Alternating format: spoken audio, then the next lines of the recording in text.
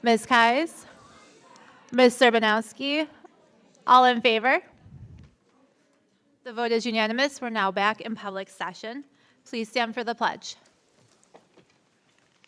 I pledge allegiance to the flag of the United States of America and to the republic for which it stands, one nation, under God, indivisible, liberty and justice for all. Good evening, everyone. We're going to start off our evening with our GC Pride Awards.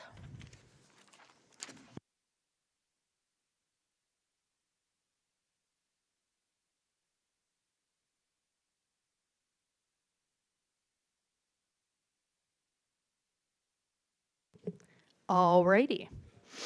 It is our pleasure to honor 3 students and 3 adults this evening, and we are going to begin with our students. First up, I'd like to invite Castiel up. Castiel?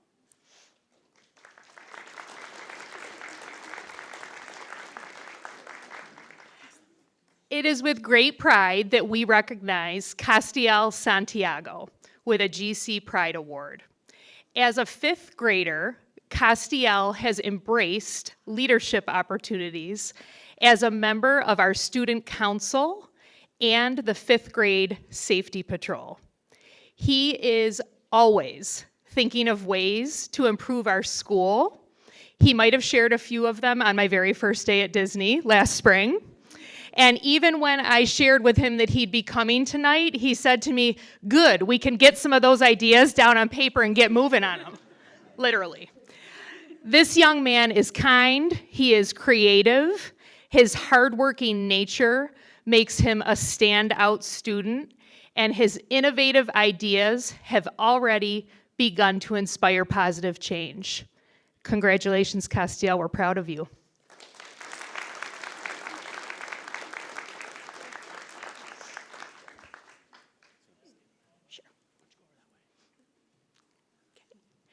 Next, we'd like to invite Alina up.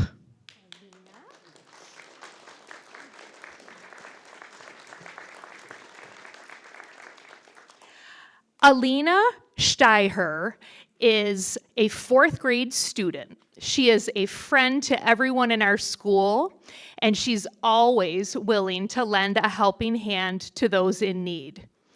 Though she may be quiet, she consistently stands up for what is right and gently reminds others of the importance of kindness and respect. Alina's hard work makes her an excellent student, and her character shines brightly in everything she does. We are so lucky to have Alina as a member of our 4th grade class. Congratulations, Alina.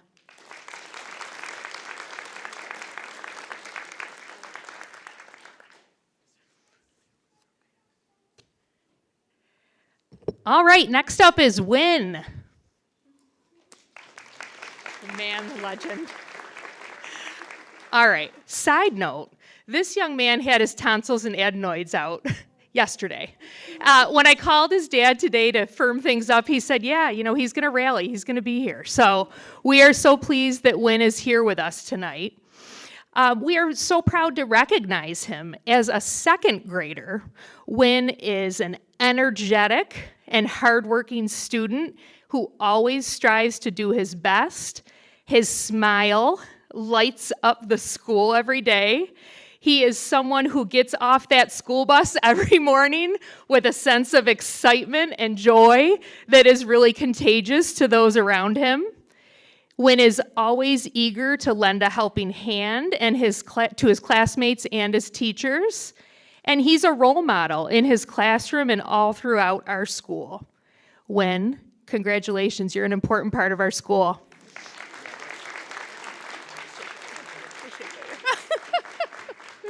All right, let's move on to our grown-ups. Mrs. Knapp.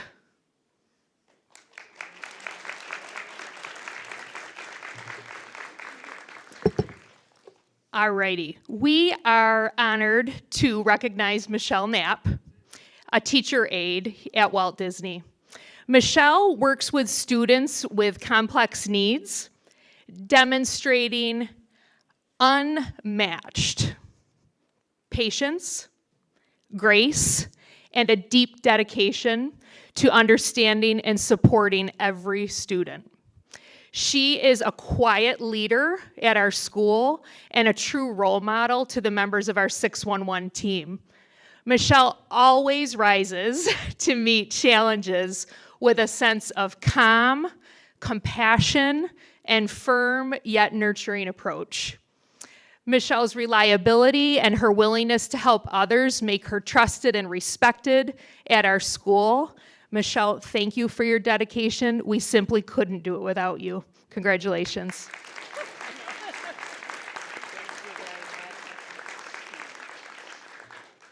All right, next up, another Michelle Selfine.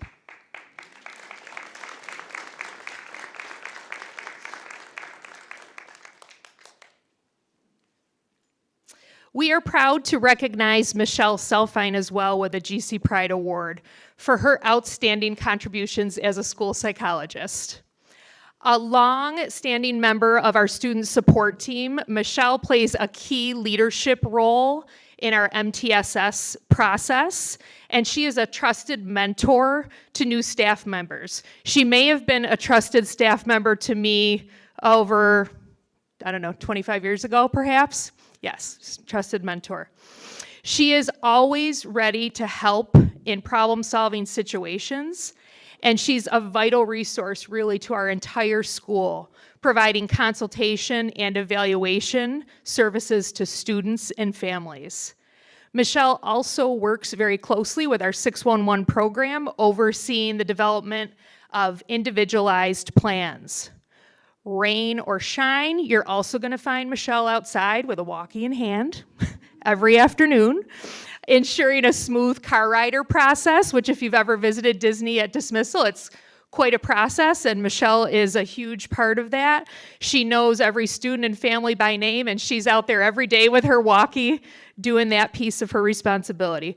We're incredibly grateful, Michelle, for the many years of dedication to Walt Disney. Congratulations.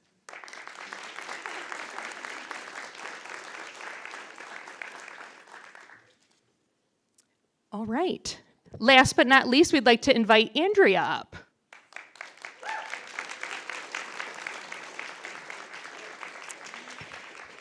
It is with great appreciation that we recognize Andrea Minchella with a GC Pride Award. As a mom to 2 Disney dragons, seated right there, and our PTO president, Andrea works tirelessly on behalf of our students, our staff, and our entire school community. Whether organizing a thoughtful cocoa bar or managing a giant craft fair with vendors from around our region, Andrea's efforts are always aimed at bringing people together and creating meaningful connections. Her incredible organizational skills and her attention to detail ensure that every event is a success and runs smoothly. And I particularly appreciate that she is not afraid to ask tough questions or to bring different perspectives. Andrea's unwavering commitment to our students, families, and staff make her an invaluable partner. We are so fortunate to have her. Andrea, thank you for the energy and the time that you pour into our school. You're very welcome. I don't know, are you hugging? We can hug.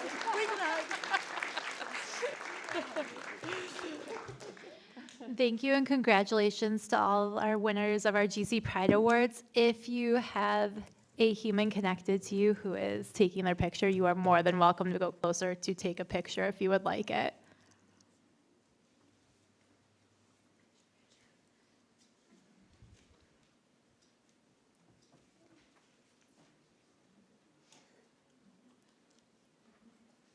All right. While we're finishing up pictures, we're going to continue moving forward. Do we have any agenda changes? Yes, we have changes to personnel and also adding reports D, student ex officio report. Thank you.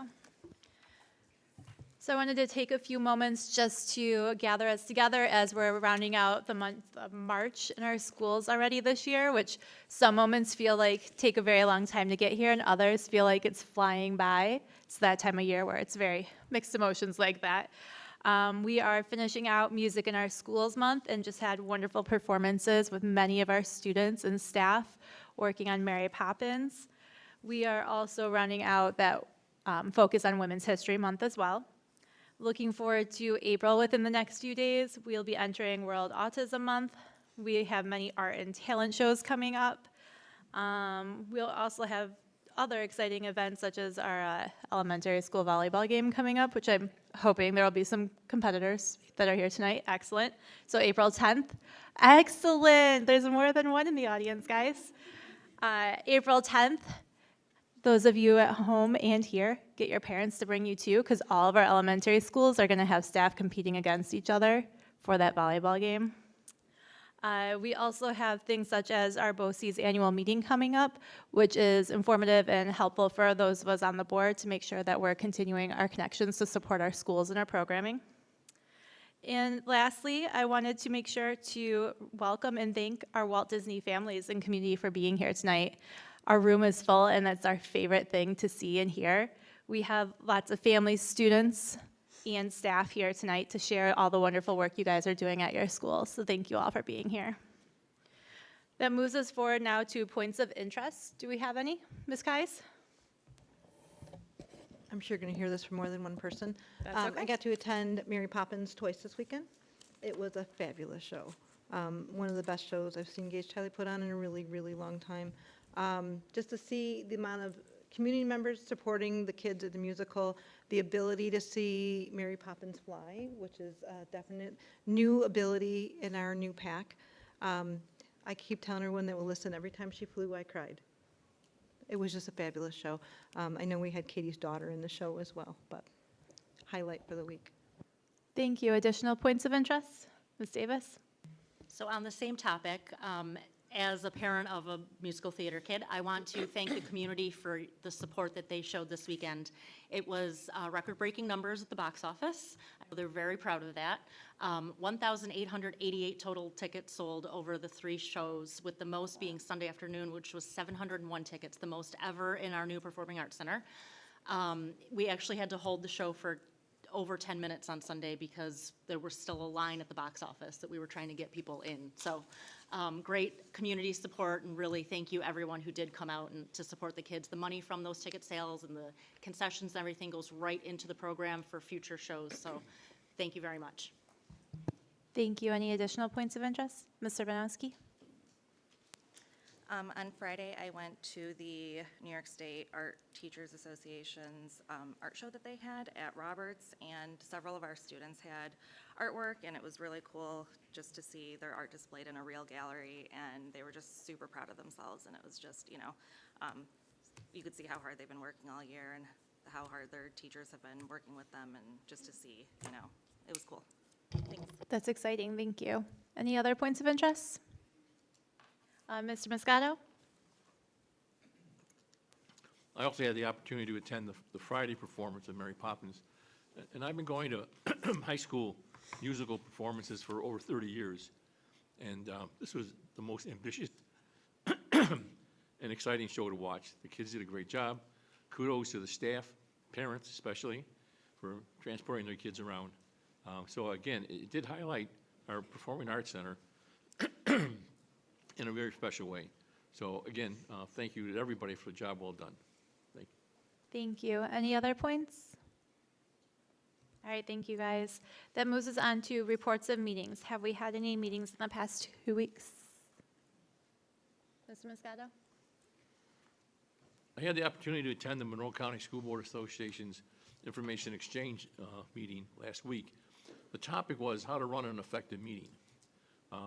I don't know whether our meetings are effective or not, but we like to think they are, but you don't know unless you take the time to compare yourself to other districts. It's one of the reasons why we go to local, state, and national conferences, so we can get some data as how well we are doing.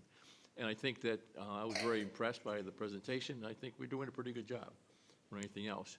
So again, our meetings are not 5 hours long, as they used to be, believe me, I was there. So it's definitely much more effective. Thank you. Thank you. Were there any other meetings? Okay. Do we have any visitor comments? No? All right. This is on to the part I'm excited for tonight, our Walt Disney update.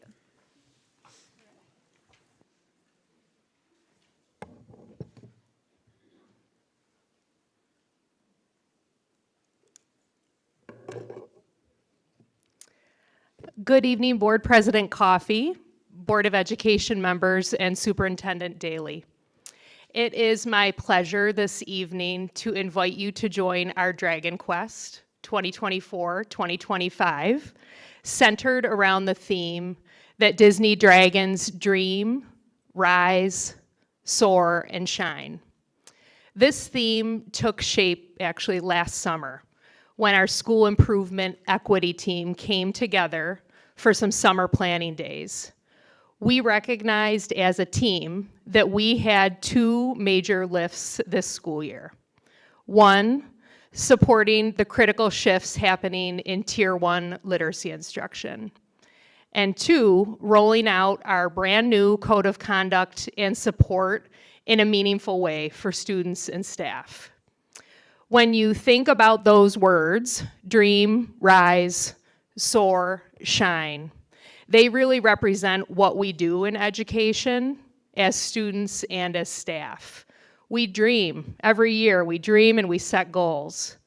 We rise and we persevere through challenges. We work hard to soar and to help those around us succeed. And we shine. We celebrate and reflect on our accomplishments. These words represent what we do as learners. They represent the work of a school building, and they represent the instructional cycle at its core.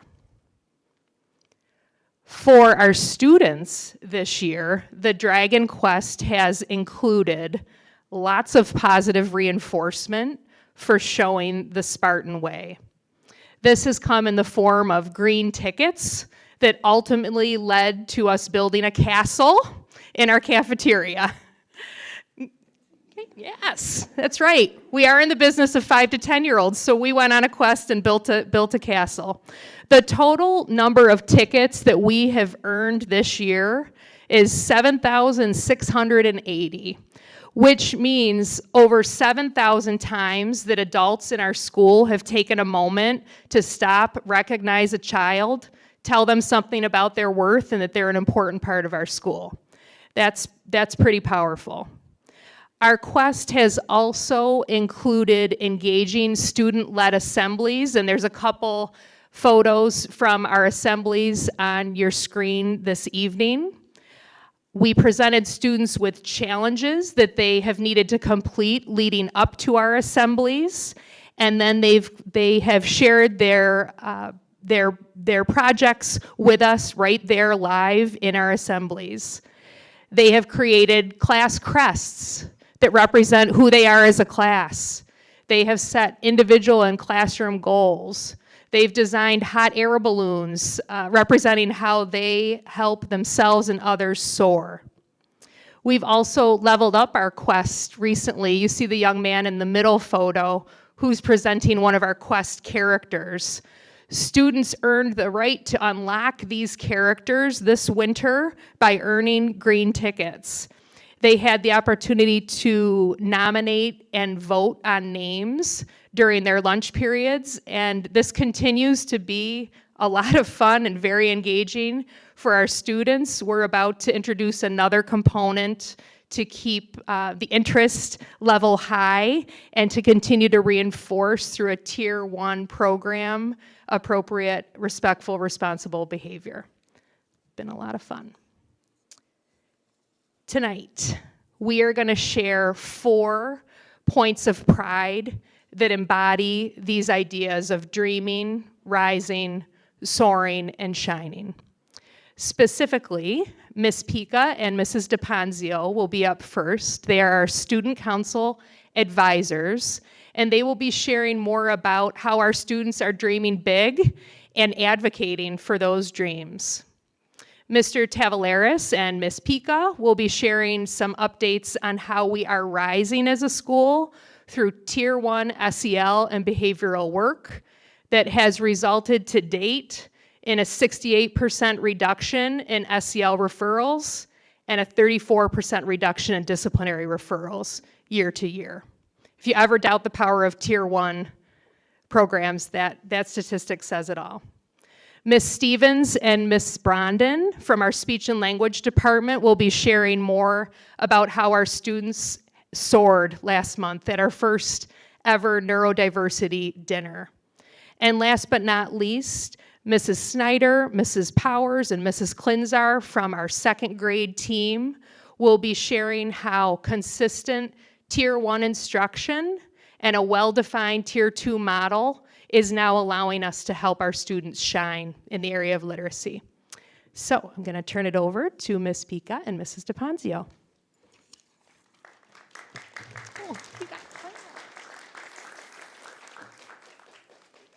Good evening. At Walt Disney, we dream. And we do this we display this with our student advocacies. Our student council decided that they wanted to work on a project to improve our school. They reached out to every single classroom. They got every student's input. They, after reviewing all the recommendations, they decided, after looking at all the submissions, that they wanted to select 3 ideas to improve our school. They chose to focus on improving the playground. They narrowed it down to 3 different choices. They looked at basketball hoops, more swings, and a new slide. And after they did their research, and they did a lot of research, they went and they decided that the basketball court was going to be the most popular one to do. From there, student council representatives asked kids in grades K through 5 for statements on their opinions. They also researched the other elementary schools in the district to see if they had basketball hoops. They mapped out a potential location and brainstormed design elements. Their vision includes placing the hoop somewhere near the playground and adding each student's handprint around it to symbolize belonging. In January, the student council representatives presented their idea and their research to Dr. Ball to advocate for the basketball hoop on behalf of the student body. We also have a short video of that one of our students recorded for his advocacy.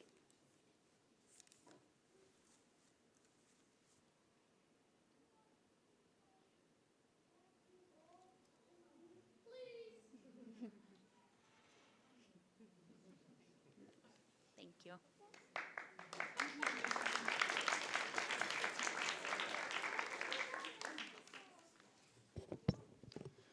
With the launch of our new Code of Conduct and Support, Walt Disney Elementary focused on building robust Tier 1 social emotional learning and behavioral supports in our classrooms. These foundational supports empower our students to rise up, to meet high expectations, and unlock their true potential. This fall, our hallways were transformed with vibrant new sensory pathways, which you can see in the picture on the left. Staff were introduced to these pathways, learning about their purpose and how each activity meets specific sensory needs. Classrooms then had a chance to explore the pathways with guidance from our awesome team of occupational therapists. And at any moment throughout the day, you might see a class joyfully navigating a pathway on the way to specials, preparing for an assessment, or an individual student taking a sensory walk. These sensory pathways are an inclusive Tier 1 support for all our Disney Dragons, providing essential regulation tools to keep students engaged and ready to learn throughout the day. And now Ms. Pica will shine a spotlight on another exciting initiative, the Zones of Regulation.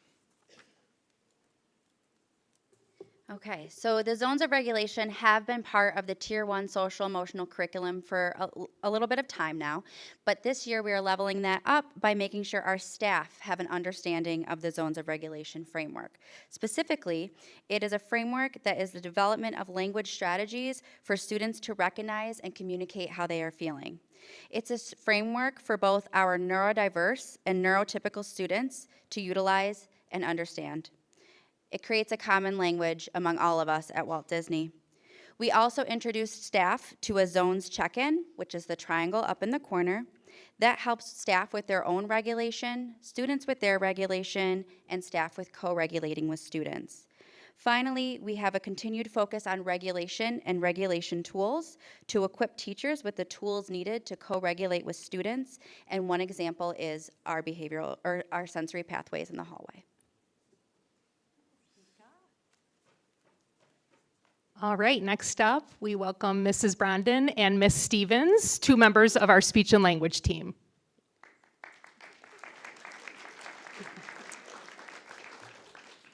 When was the last time you went out to dinner? Going out to dinner is a treat, getting a break from cooking and spending time with your family. For many of our families in the 611 program, the treat of going to a restaurant is not always possible due to sensory needs and safety concerns. We wanted to create a safe restaurant experience and could bring our families together to enjoy a night out. As we got excited about our unique idea, we realized we could tap into the school equity and improvement team's expertise to create a memorable night like no other. We pride ourselves in our knowledge and professional skills that develop our kids into succeeding in social situations that people take for granted. We collaborated and talked about all the elements that would need to be considered, including the layout of the room, ensuring an unobstructed line of sight from the dining tables to the sensory area so parents could see their child easily at all times. The lighting, dim lighting for sensory considerations as well as creating a restaurant ambiance, and the variety of sensory materials that would be needed, allowing children to take a break from the table and get in movement. Preparation also included the creation of a social story that was used by the speech team and parents to help prepare students for what to expect that evening. All the preparation was well worth it, as the school was transformed into a restaurant setting where families enjoyed a meal together in a supportive atmosphere. The exciting transformation from school cafeteria to fine dining restaurant, complete with tablecloths and festive centerpieces, also included hosts that greeted families and brought them to their tables, adult and kid menus, including the food selections for the evening, and Gates Chi peer leader servers that took orders and delivered food to tables. The response to this event was overwhelming. Some parents came with just their student, expressing they used it as a special time to bond with them one-on-one, as they rarely have this opportunity. Others brought siblings and were excited to enjoy a night out to connect as a family. We had 9 students and their families, roughly 30 people, come out to the restaurant for a night and delicious meal. The joy in the room was palpable. Families were spending quality time with their children. Parents were able to relax and appreciate the meal, confident that their child was safe. The children appreciated being able to roam safely and enjoy the swing and other sensory equipment. The room was filled with conversation, laughter, and plenty of smiles. Parents shared that they haven't been able to go out to a restaurant as a family since their child was a baby. It was a night to remember, not only for our families, but for all of us who volunteered.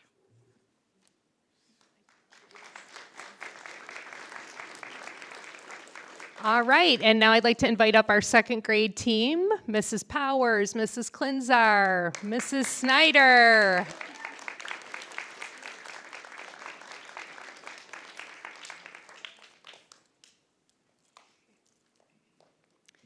So 2 major components impacting student success and literacy at Disney have been our assessment component and also our instruction components that were added this year.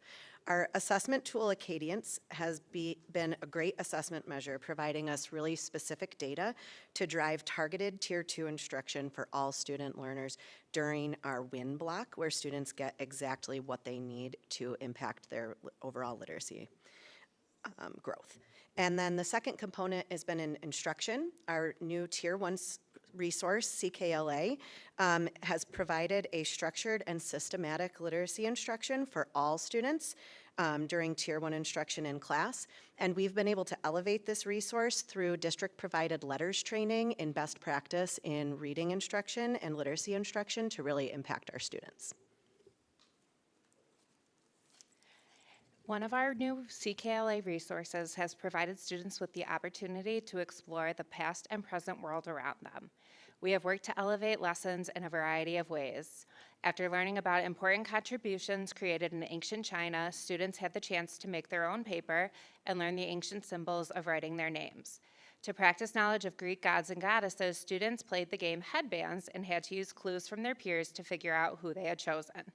After learning about Dolly Madison saving a portrait of George Washington from the White House, students did a directed drawing and then took pictures of themselves running away with their very own portraits.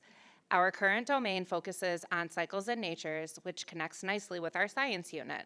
An incredible amount of work has been done to create an integrated unit that has students excited and engaged. As we continue to learn this new resource, we are always looking for ways to make the learning come alive for our students. So at second grade, we're giving you a slice of second grade, but really this success that we've seen in our Tier 1 program can be extrapolated to all of the grade levels at our school. At second grade this year, 76% of our students are on a green or blue trajectory for reading, which means that they've not only hit a moving target, but many of them are exceeding it. And for that 24% who aren't hitting it, we have systems and structures in place to support them, like the MTSS process or the Tier 2 groupings that Ms. Klinzar was talking about. So to end our Shine segment, we're gonna stop and we're gonna let a student have the last word because they deserve to. And we can talk about PD and curriculum all we want, but at the end of the day, if the students in front of us are growing, we know the work is happening, and it is. So we're gonna leave you with a little reading clip of a student reading for 15 seconds, and when we did her beginning of the year assessment, she read 4 words correctly in a minute. 4 words were the, is, and then the again, in a minute. And so this is her shining for 15 seconds, and I think you'll be able to feel the results. Long ago, both men and women drove west to find gold. They left their old life behind in hopes of being rich. There were wild times. Thank you.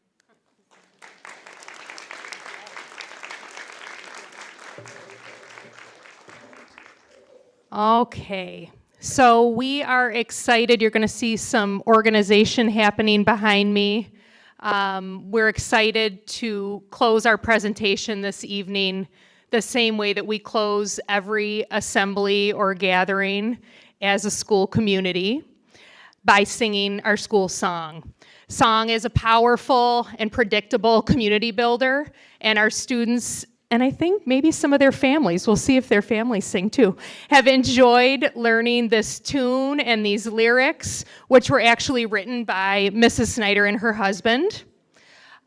Special thanks as well to, as President Coffey shared, to all our families who took time to come out tonight to support us and be part of our celebration. All right, over to our awesome Disney Dragons.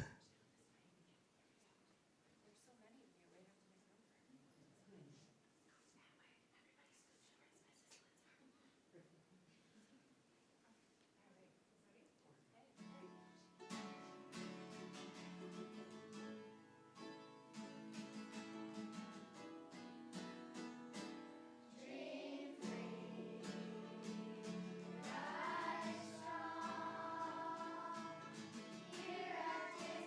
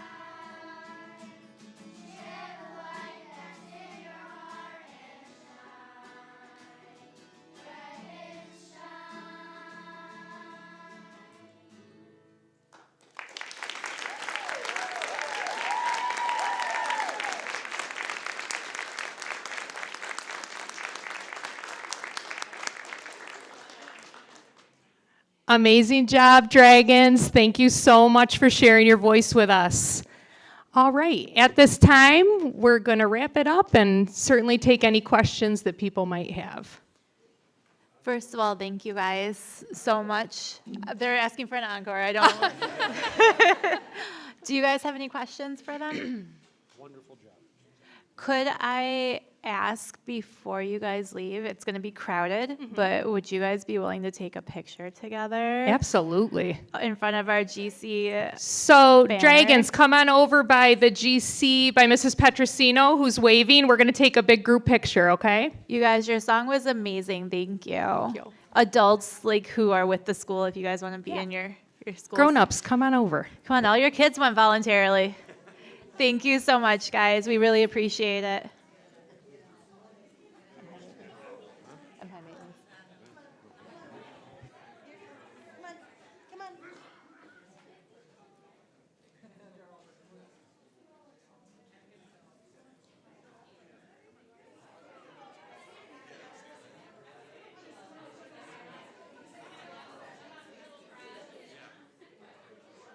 Parents, you guys are welcome to go over and take pictures if you want. You don't have to take it from a distance.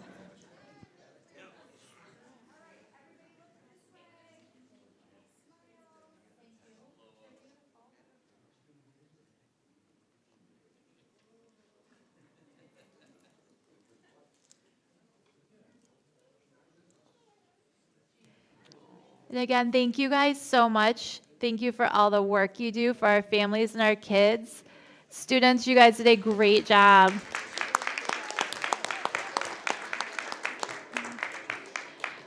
We do recognize it's a school night in the middle of the week, so if you have the need to go feed your families and do homework, and you guys are more than welcome to. We appreciate, or go to karate maybe.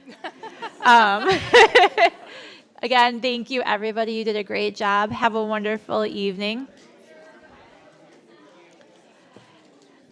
Thank you, Erin. Okay. You guys did great.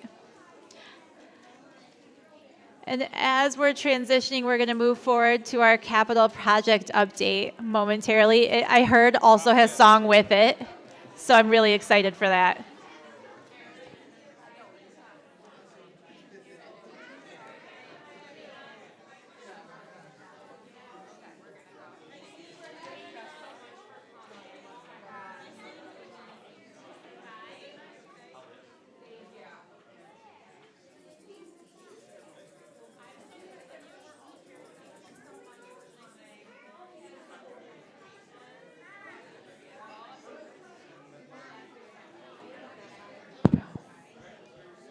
All right, gentlemen, we are hoping you're starting with the song, but in case you don't, we'll be looking for it as part of your capital project update.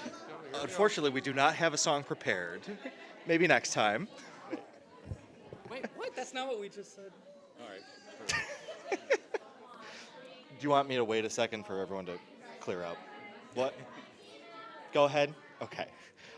Good evening, President Coffey, Vice President Richards, Superintendent Daly, and members of the Board of Education.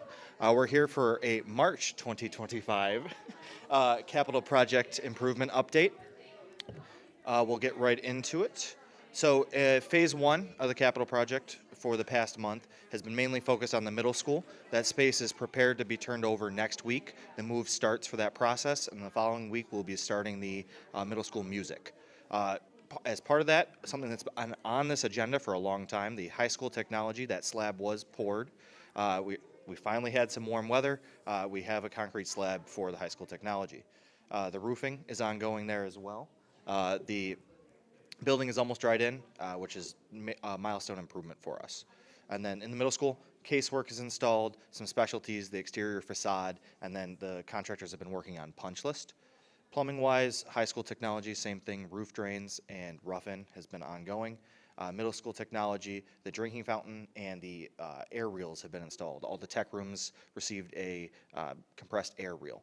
And then finally, middle school technology punch list. Mechanically, same thing. High school technology, continued ductwork installation. Middle school technology finishes, and then the dust collector system. So the wood shop and the middle school technology will, actually in both buildings, but as we're turning over the middle school, We'll have a dust collector attachment to each piece of machinery in the space. Should limit dust. And then electrically, middle school technology lighting, they've finished that space, and then high school power and lighting. Phase 2, if you came in off of Buffalo Road, you may have noticed several new, very large dirt piles. The softball field, that area is being graded currently, along with the storm structures in that space. And then our site contractor also dug the foundations for for the Florence Brasser main office addition. Our general trades contractor for Phase 2 continued just some minor demolition in the OTPT space, and then started to form the foundations for the main office addition.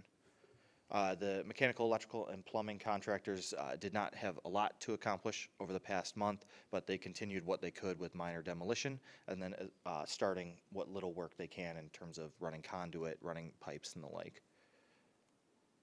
Looking ahead, April 2025, we would like to finish the roofing work at the high school technology space, start the brick facade, which will be the last exterior piece for this area. The ductwork installation, finalize that in the woodworking rooms, and then start to install lights in that space so it can be self-sufficient for work moving forward.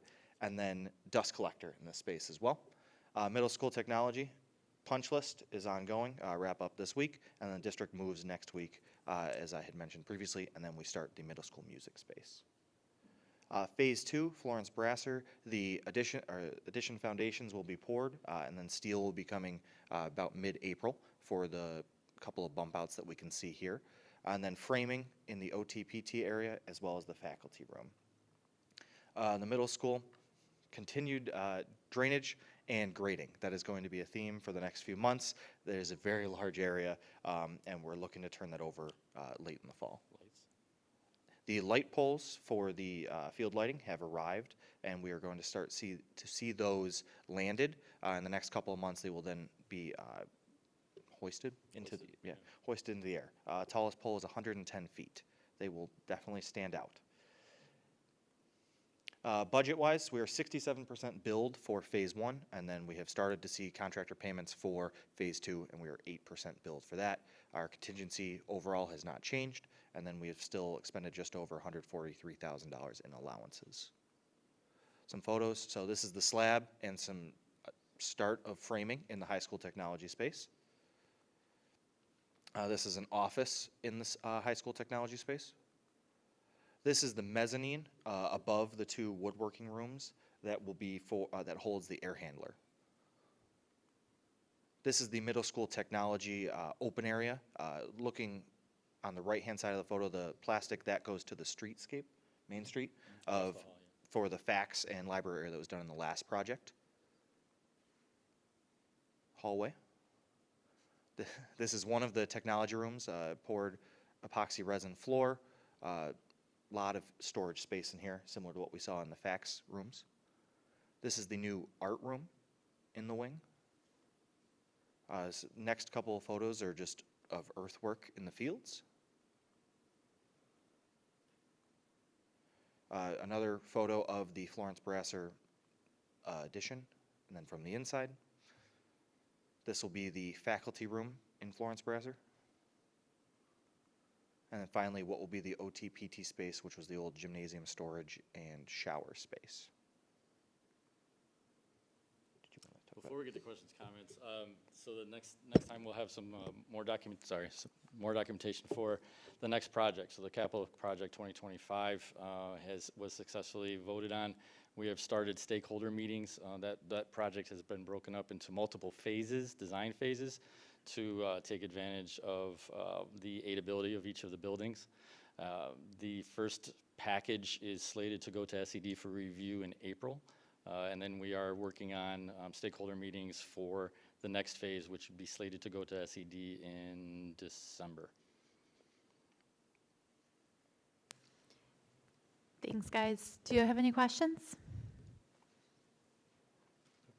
No? Thank you guys for the update. We appreciate it. Thank you all. Have a good night. Yeah, that's a really tall light pole. Next is our budget report.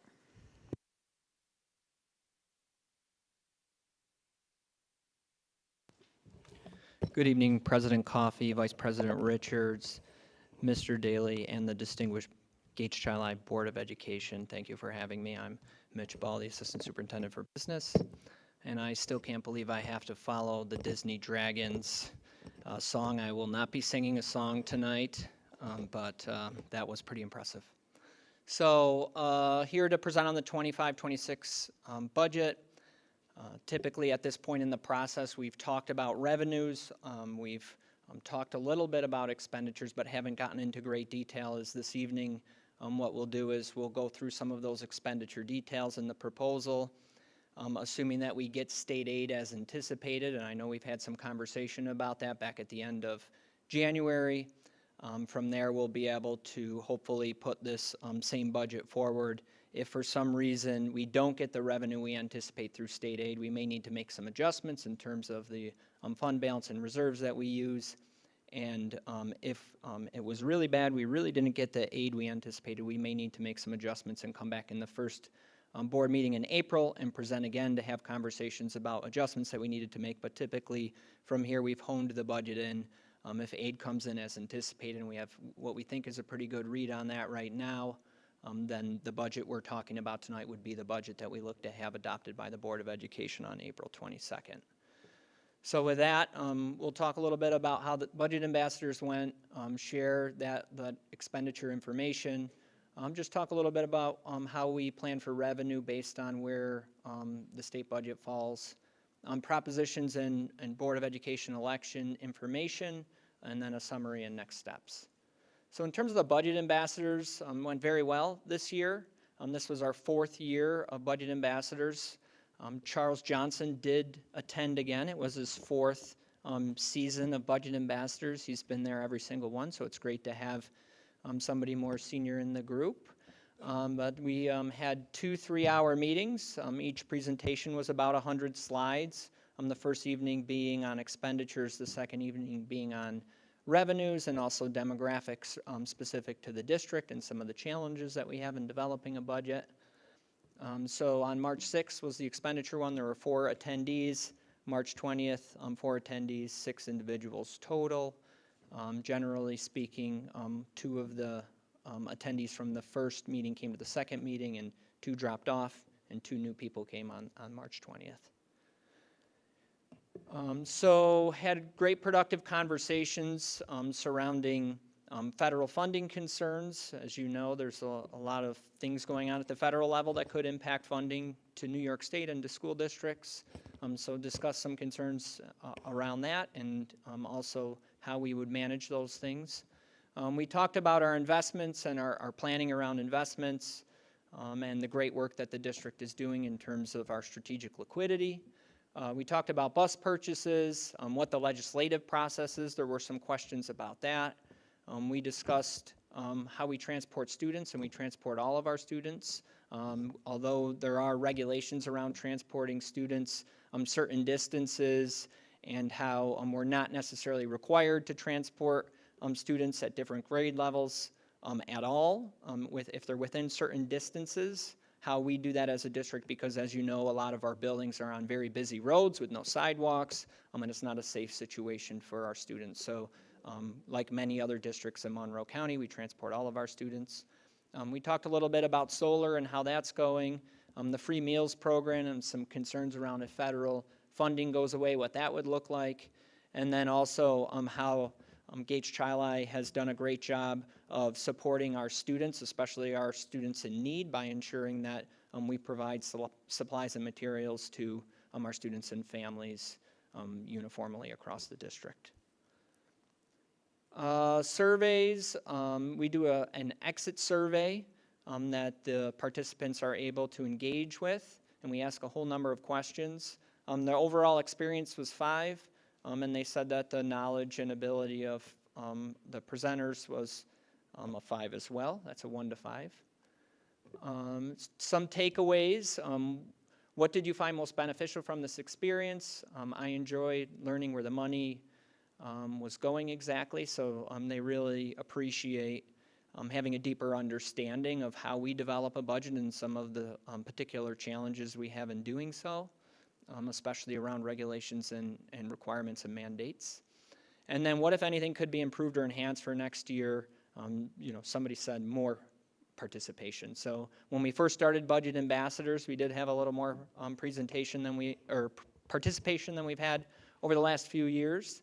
And it seems to kind of be going down as there were some thoughts around trying to engage more participation. We did have 8 people signed up, and in all 6 attended at various levels of participation. So it was a good experience overall, and we hope to continue to do Budget Ambassadors on an annual basis. Any questions about Budget Ambassadors? No? Okay.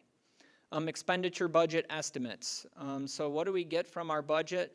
Again, we're hoping to continue to support mental health and behavioral support, AIS, math and ELA, advanced placement and dual enrollment courses.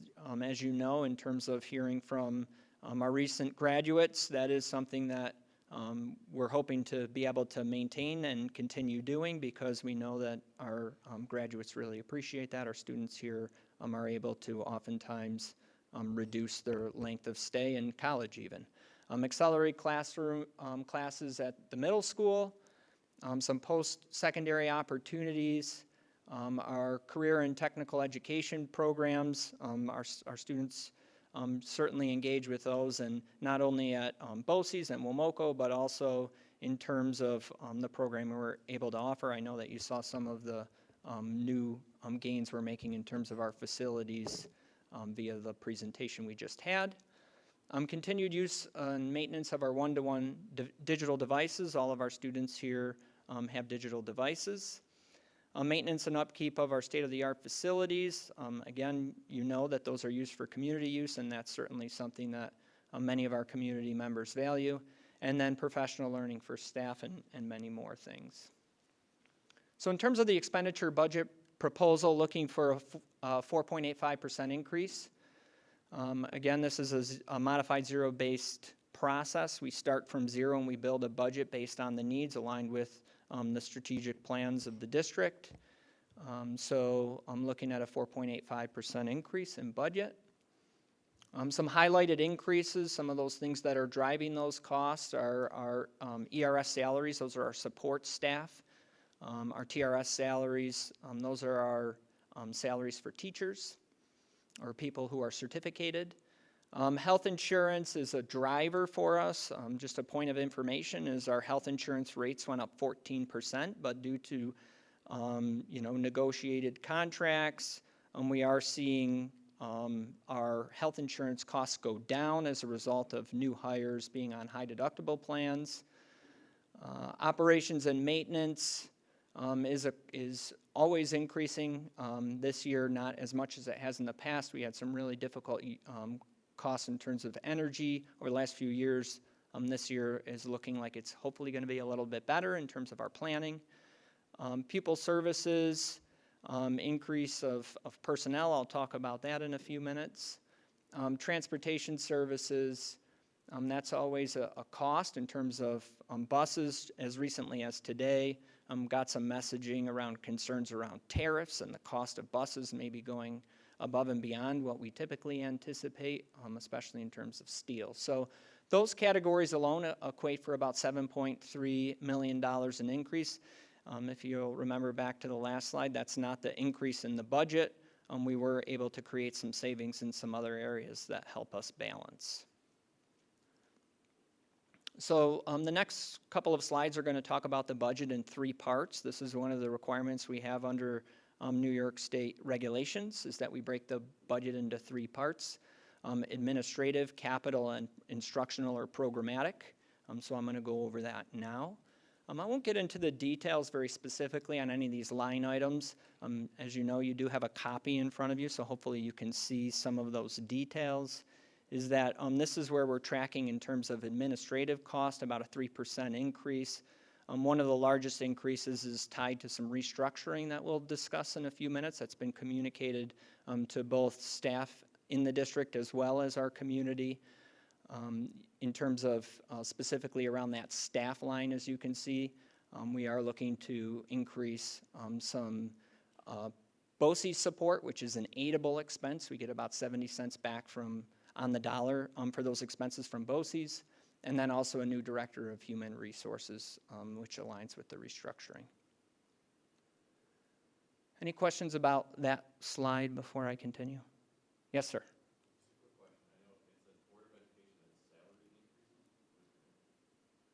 So the Board of, let me back up. Yes, you don't get paid a salary, but in terms of that particular line, there's more than just the Board of Education in there. So there's portions of people's salaries in the budgetary line that doesn't relate specifically to the Board of Education. Yep. Yeah. So. Okay. New in 25-26, some planned administrative restructuring that'll save the district a little over $200,000. There's some details of the planned restructuring. Some things are happening as soon as March 31st. I know Sam Bell is in attendance this evening. There are some changes that are on the agenda for the board to choose to adopt, if they so choose. That will take effect much sooner. Some changes will not take effect until July 1. But within that restructuring, people are moving into different roles with different responsibilities. So I'm just going to move through these slides quickly. This is not all of the changes. This is not inclusive of all the changes in the restructuring, but these are the ones that relate specifically to administrative changes.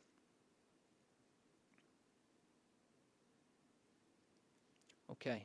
In terms of the programmatic budget, there's a number of lines here.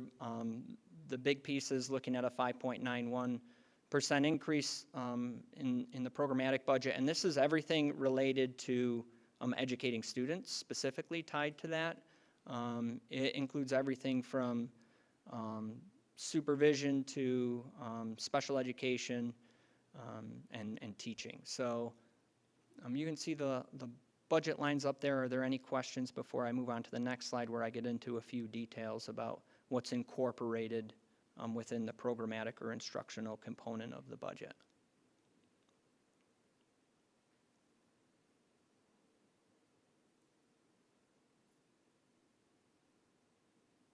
Okay, I'm going to keep going.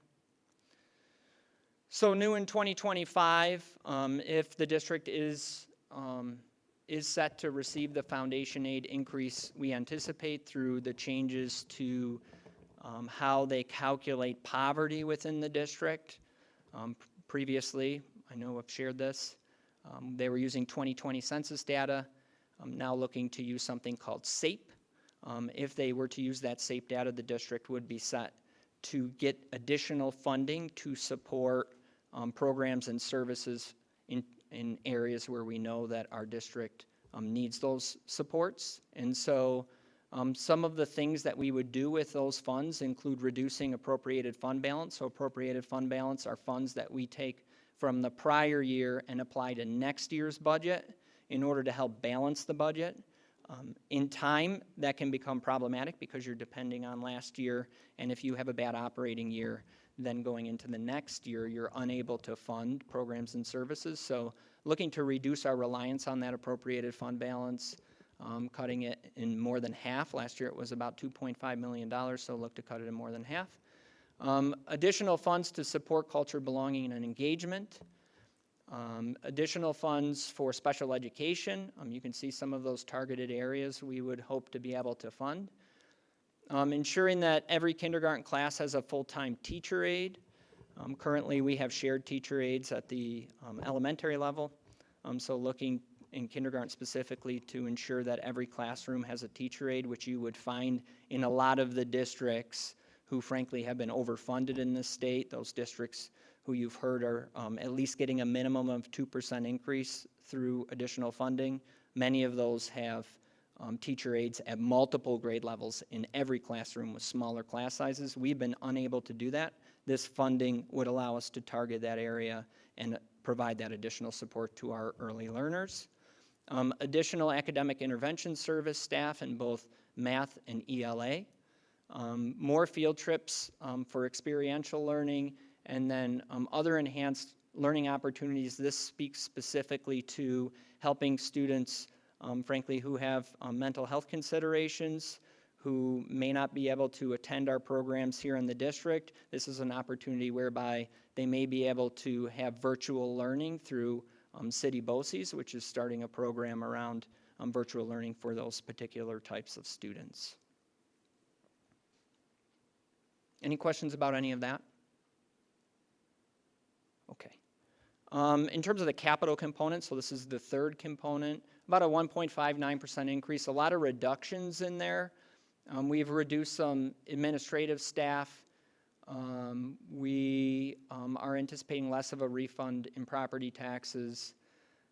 Generally speaking, not a huge increase in cost. The one thing to point out is that $1 million increase associated with the increase in debt service. A reminder, debt service is our principal and interest payments on the capital work that we do, is that as we do capital work, we borrow money. We have to pay for that work through bonding, is that we get aid back on that cost. So just a reminder that we're going to have matching aid that, that accounts for the additional cost, which obviously factors into our budgetary increase when looking at that $1 million increase. We're also getting aid back on it. So in terms of our three-part budget, nearly 73% of our budget is spent on instruction or programmatic costs, about 17% spent on capital, and under 10% on administrative costs. In terms of our per dollar expenditure breakdown, about 66% of our budget, or 66 cents on the dollar, is salary and benefits. So we're a people business. We spend the majority of our money on personnel. Debt service, those are our principal and interest payments, about 10%. BOCE services, this number has continued to go up over the last few years. We do as much as we can to purchase through the Board of Cooperative Educational Services, because we know that when we do that, we get aid back in the following year, which helps us maintain programs for our students. And then you get into smaller items from there. So a quick comment on tax rate projections. As part of the approved budget calendar, the board approved budget calendar, on that calendar it says tax rate projections are something we usually talk about at this point in the budgeting game. We're unable to do that at this point for a number of reasons. The first one being there was a pilot that expired in the 2023 tax season. If you'll remember, I presented on that last year in great detail. Unfortunately, it was never added back to the tax rolls. That's not a responsibility of the district.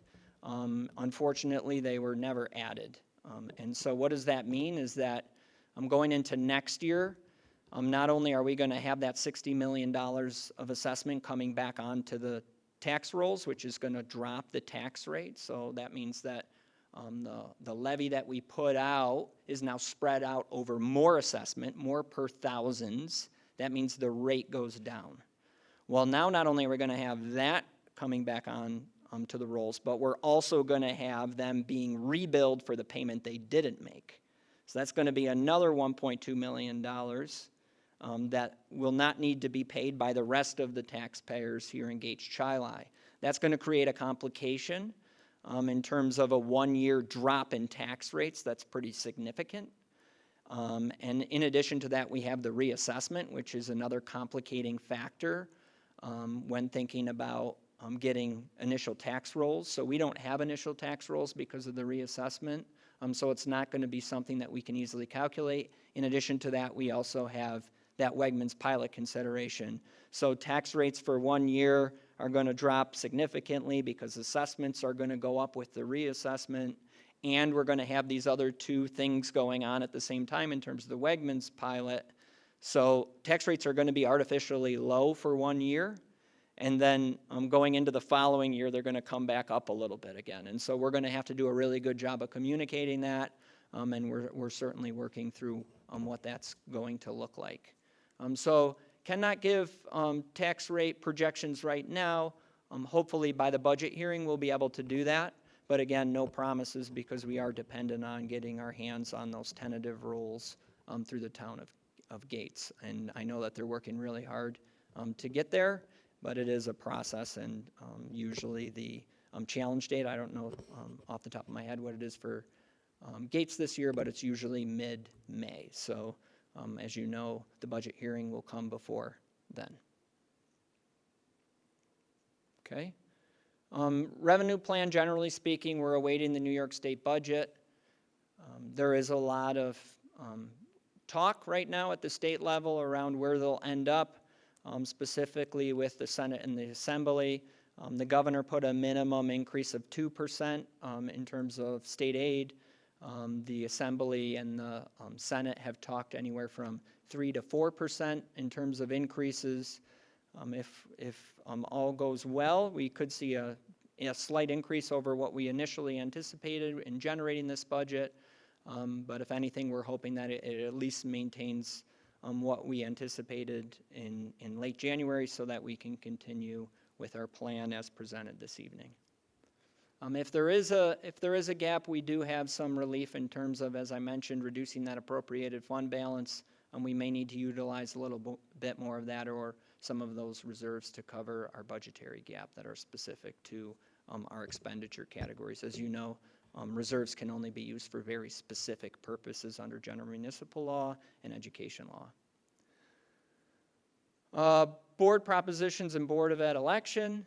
I'm looking at 3 propositions. First one being, and the vote is May 20th, the budget approval. As you know, the public gets a referendum every year for approval of the expenditure budget, specifically how much money we can spend, the max amount. Bus purchase proposition, we've already shared that with the board. And then also a capital reserve for bus purchases. A note on that is that currently we borrow money for school buses, so we bond school buses. So we have principal and interest payments on those purchases on an annual basis in our general fund. Is that a sign?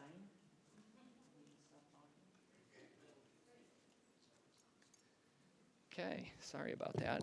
Annual issuance costs for that in terms of, our bond attorneys, Moody's, we have to put out for a credit rating every time we do that at a cost of over $20,000. And then our interest costs, so a number of costs associated with going to the municipal bond market, about $190,000 a year. With a strategic reserve plan, we'd be able to eliminate those costs. Our annual bus purchases are about $2 million. If we create a capital reserve to set some funds aside over the next 5 years, it is a 5-year plan to get us off of borrowing for buses, we would be in a much better place in terms of saving the district money and obviously being able to channel that to better serve our district. So that's what that capital reserve is about. In terms of the Board of Education election, there's 3 seats available, all for 3-year terms. The expiring seats of Frank Moscato, Dr. Christine Brown-Richards, and Tanya Serbanowski. Petitions are available. Summary. Our intention is to enhance current programming and staff to support district goals and continue to provide multiple opportunities for student achievement and engagement. We do feel that this budget adequately does that and will continue us on a great path to continued success. Next steps, budget calendar. This is the budget presentation. Well, yesterday was the budget presentation to the Finance Committee, a brief rundown. March 25th, that's today, we went over all of that. The budget adoption, we would look for the board to adopt on April 22nd, as mentioned earlier, with a public hearing and meet the candidates night on May 1st, and the vote being the 3rd Tuesday in May of every year, which is May 20th this year at the Spartan Fieldhouse from 6:30 to 8:30 p.m. With that, are there any questions or thoughts? No, thank you so much, and we appreciate that this work takes place throughout the whole year. So having brought information to us and breaking it down so that way we can understand piece by piece is really helpful because it is a complicated process with things outside of our ability as a district to control. So it's helpful to understand those. Thank you. Well, thank you, and thank you for all the work that the Finance Facility and Audit Committee does and the Board of Education. Thank you. All right, that brings us to our fourth report for the evening, our student ex officio update. Good evening. Starting with the high school building equity team has begun their plans to hold a Gates to Change event with a similar structure to the Rock to Change from the fall of 2024. The building equity team is co-planning this event with Rush Henrietta while hosting the event here at Gates Chalet. And the HBCU trip was a tremendous success, with the trip allowing many students to be exposed to a variety of historically black colleges and universities with programs that may represent them best. And on conference day this Friday, there will be a student panel of 8 students participating in the breakout session called Lifting Student Voices, with nearly 140 people signing up for this session. And this breakout session aims to help encourage staff to better support their students. And finally, the culturally responsive and sustaining education cohort will be meeting with 6 students to talk about microaggressions and their experiences. Thank you. Thanks, Lucas. All right, that moves us on to our consensus item agenda. Can I have a motion to approve the consensus agenda? Ms. Littlewood, Ms. Davis, any discussion? All in favor? The vote is unanimous. Can I have a motion to approve consensus items C through L? Dr. Richards, Mr. Banowski, any discussion? All in favor? The vote is unanimous.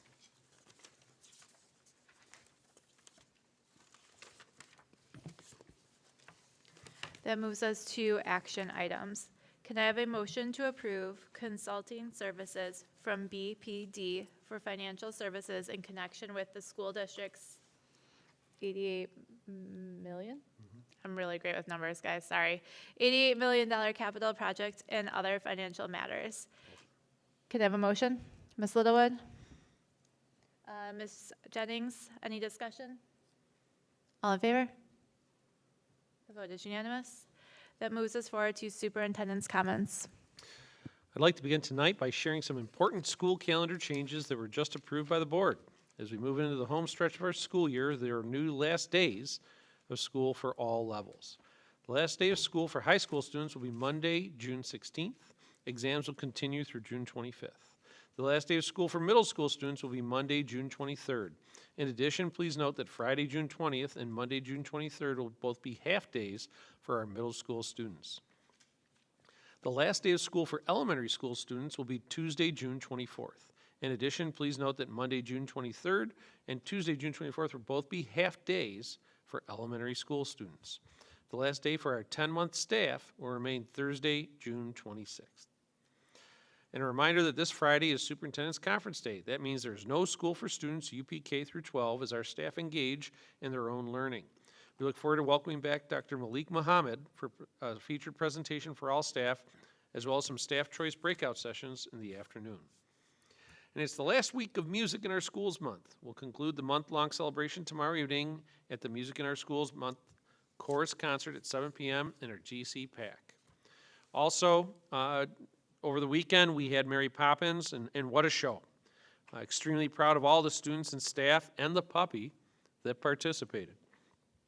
Again, it's the best show that I've, and echoing what our board has said, since I've been here as superintendent. Phenomenal show, great attendance, record-breaking.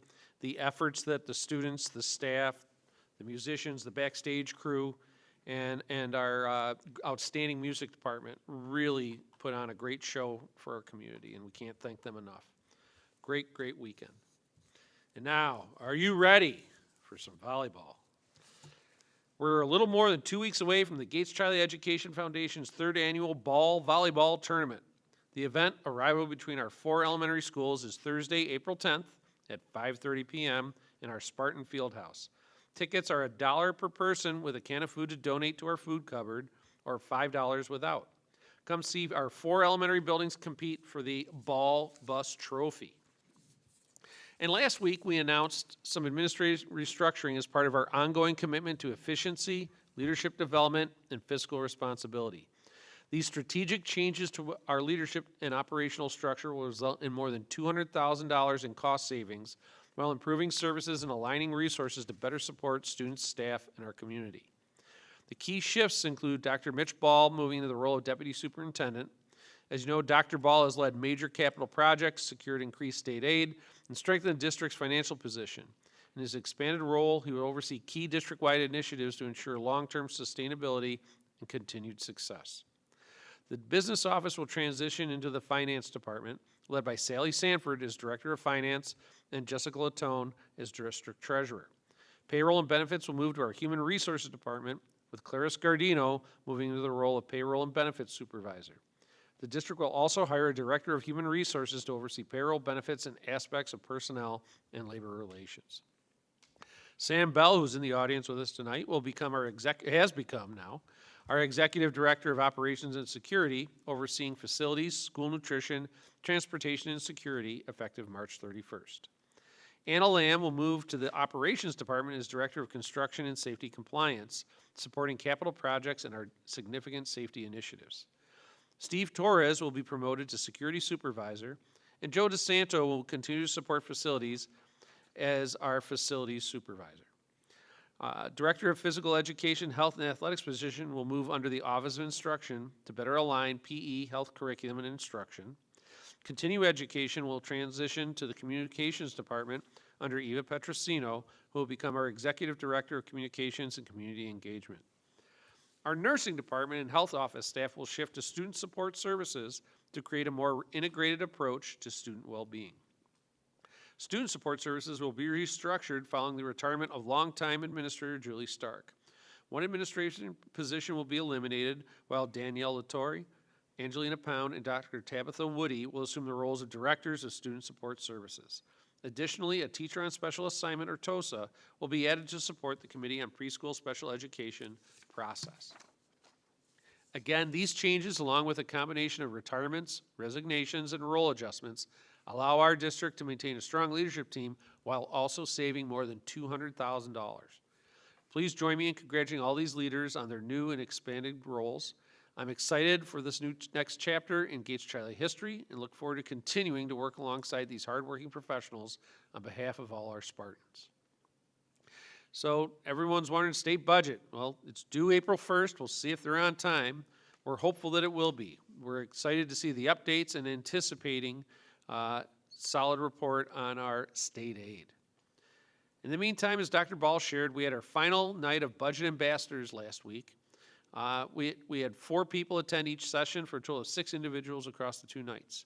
It was a great time to share data and provide answers to questions and to showcase that the great work our business and finance department do in preparing a budget each year. And finally, Gates Chiley has once again earned a perfect financial score, one of only 2 municipalities in our nation to do so. We learned today that Gates Chiley earned the CashFest 90+ award from 3+1. You may remember that 3+1 helps us with our banking and investment services. This award recognizes that the district earned a perfect score for the last 4 quarters and is maximizing the value of taxpayer dollars by carefully managing investments and using high-yield accounts. On a last note, congratulations to our new executive director, approved tonight. That is my report, Mrs. Coffey. Thank you, sir. On that note, can I now have a motion to adjourn our meeting? Mr. Banowski, Ms. Littlewood, any discussion? All in favor? The vote is unanimous. The meeting is adjourned.